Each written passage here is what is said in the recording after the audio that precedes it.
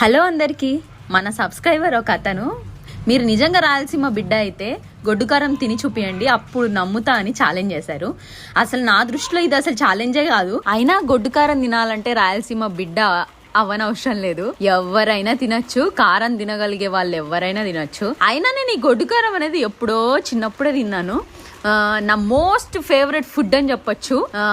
నేను ఇందులో అసలు నిజమైన కారం అంటే ఇంట్లో వాడే ఉట్టి కారము, ఉప్పు, నూనె వేసుకొని తిన్నాను అనమాట.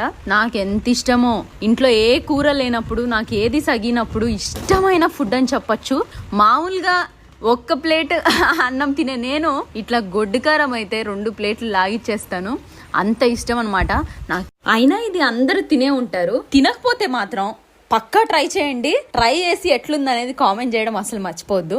ఈ టేస్ట్ తెలిసిన వాళ్ళకి మాత్రం నోరు ఊరుతా ఉండుంటది. ఇంకా లేట్ ఎందుకు, వీడియోకి ఒక లైక్ వేసుకొని వెళ్ళి తినేయండి.